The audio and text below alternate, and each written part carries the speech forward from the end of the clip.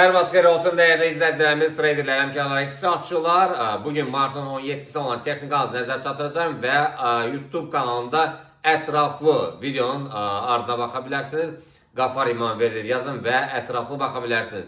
Gəlin keçək, biz baxaq görək cümə günü nələr baş verdi. Yəni cümə günü təbii ki, gündəmdə olan qızıl idi və qızıl rekord səviyyəsinə 3004.600-lərə qədər. Yəni platformaların fərqlidir, bəzi platformalarda isə 3005 dollara qədər yəni yüksəldi. Bunu biz keçən il səsləndirmişdik. Yəni 3000-i rahat bir şəkildə keçəcək və keçdi də. Yəni ilin əvvəlində də bu haqda söhbət açmışdıq.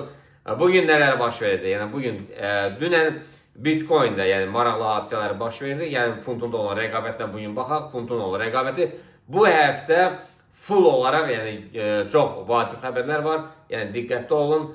Bugün funtun olan rəqabətində gündəlik missiya 709